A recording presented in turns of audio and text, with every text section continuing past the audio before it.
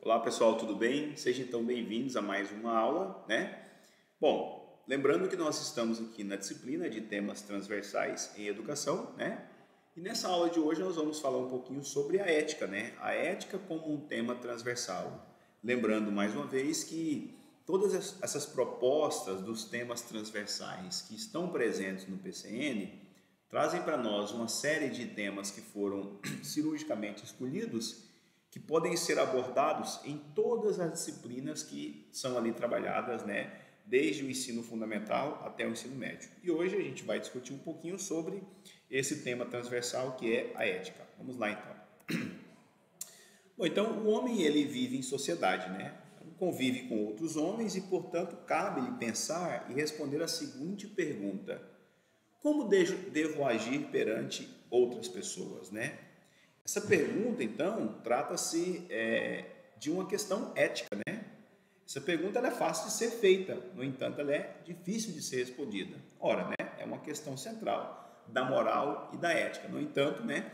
A gente começa a conceber que os conceitos de ética estão ali orbitando em torno de como o homem deve se portar ao viver em sociedade, como o homem deve se portar quando ele está ali interagindo dentro de uma sociedade, dentro de uma comunidade, tá certo?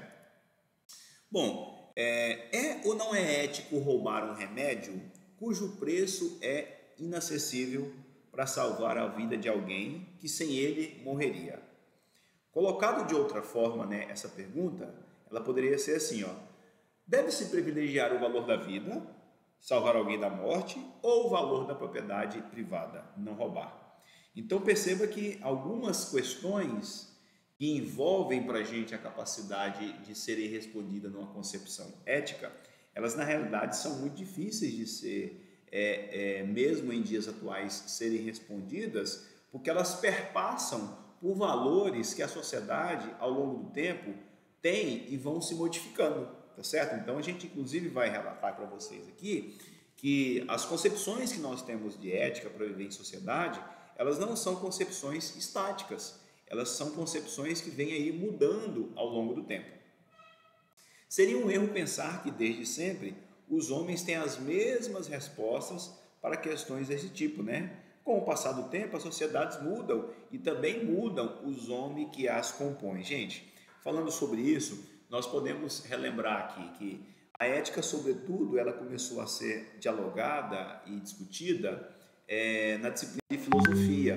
E todos nós bem sabemos que a filosofia ela surgiu lá na Grécia, né? E a filosofia, então, surgindo na Grécia, a gente então remete a esse momento inicial que surge lá na Grécia o estudo, as concepções da ética, e a gente lembra que lá na Grécia, por muito tempo, foi concebido a questão da escravidão, né? Nos tempos em que Aristóteles vivia, Sócrates, né, Platão, existia na Grécia a concepção de escravo. E com o passar do tempo, né, se a gente discute o tema da escravidão na contemporaneidade, nós sabemos que essa é uma questão que a sociedade conseguiu superar. Depois de muito tempo, a sociedade conseguiu superar. Porque até pouco tempo atrás, né, o Brasil, quem o diga, né, nós tivemos aqui no Brasil a abolição da escravatura em 1888, hoje, 2023, passaram-se 135 anos, né? Então, assim, perceba que não se passou nem 2 gerações que a gente tinha essa concepção na sociedade, uma concepção muito retrógrada, né? E hoje, quando você fala nisso, é unânime a sociedade em considerar que essas ações foram retrógradas. No entanto, lá na Grécia, no passado, esses filósofos, inclusive, concebiam que um ser humano era diferente do outro, né? Então a escravidão era algo concebível.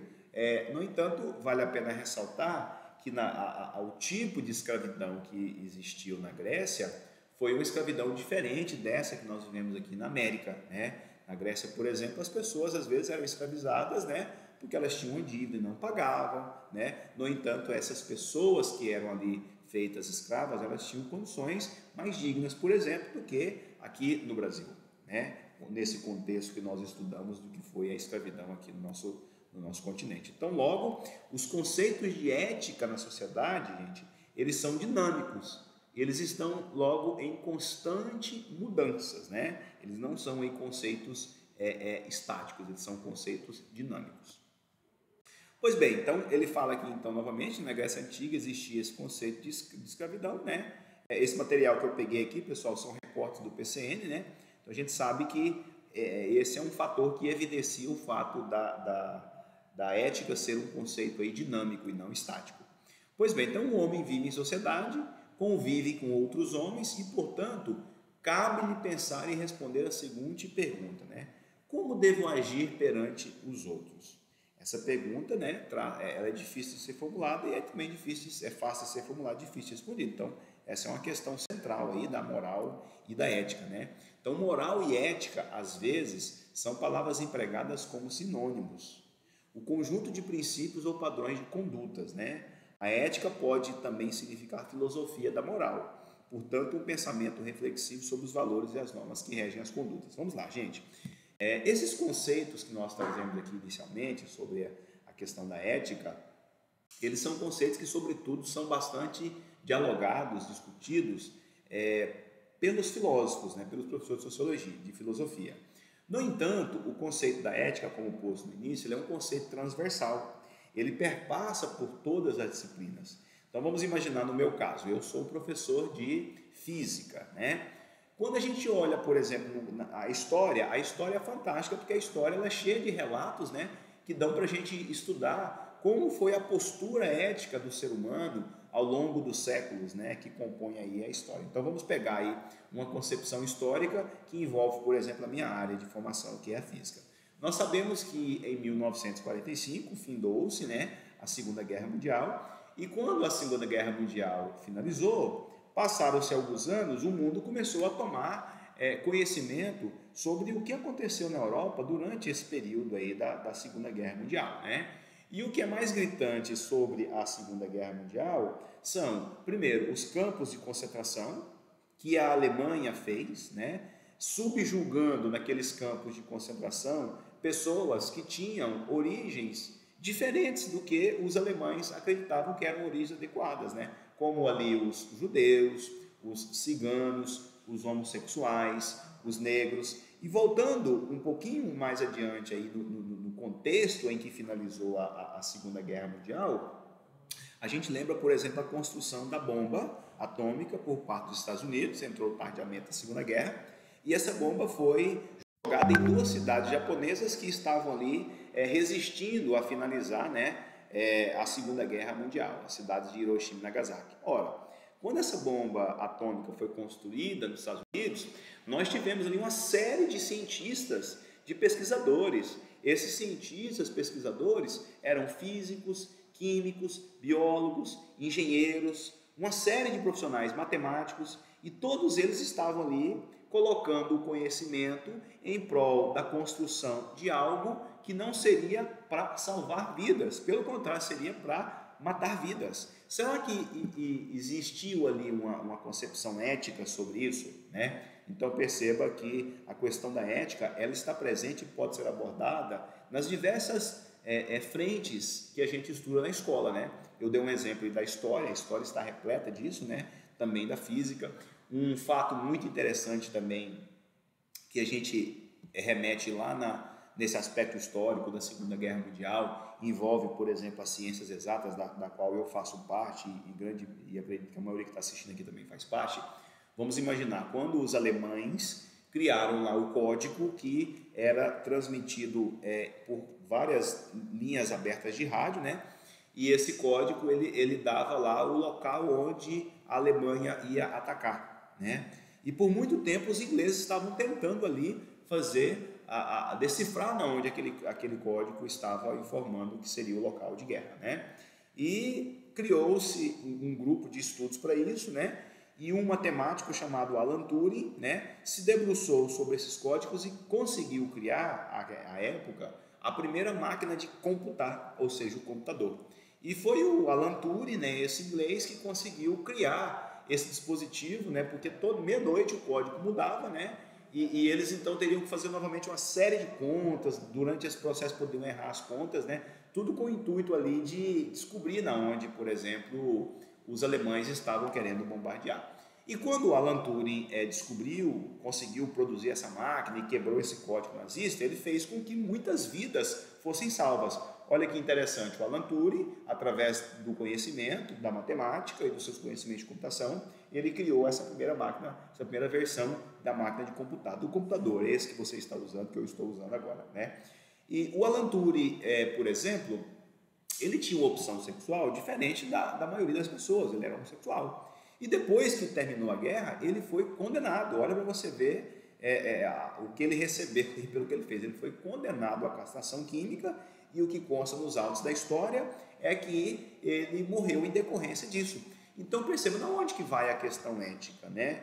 Perceba que ela é algo dinâmico, que até hoje alguns comportamentos da sociedade perpassam por essa questão ética. E percebam que a escola é o local que precisa ser debatido, que precisa ser dialogado sobre essas temáticas e que elas cabem dentro de todas as disciplinas. Agora perceba que não é somente a escola que vai compor, né, essa discussão sobre, por exemplo, esse tema transversal da ética. No entanto, outros meios que o aluno está inserido, que o aprendiz está vivendo, vão também trazer para ele já uma bagagem que, querendo ou não, a escola precisa lançar mão dessa bagagem ou tentar, na medida do possível, refutar algumas informações que vão partir, que podem partir da premissa que esse meio não esteja proporcionando nesse acadêmico, nesse estudante, a devida consciência ética que ele queria ter. Que meios são esses? Sobretudo, a gente pode apontar os meios religiosos, né?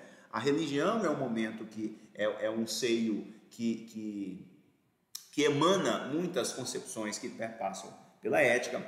A família também é uma outra célula importante, onde muitos conceitos de ética surgem inicialmente da família. No entanto, cabe à escola lapidar, né, e nortear esses conceitos ao longo das disciplinas que são ali trabalhadas, tá certo? Então, ética na filosofia, gente, é o estudo dos assuntos morais, né, do modo de ser e agir do ser humano, além dos seus caráter, além dos seus comportamentos e caráter, né? E esse conceito de ética na filosofia, ele está diretamente correlacionado com o conceito de democracia, conceito esse que também surgiu lá na Grécia. Então perceba o que o texto diz. Então, a democracia na Grécia Antiga significou a chance dos homens se entenderem no ambiente público e resolverem suas diferenças em prol de interesses coletivos.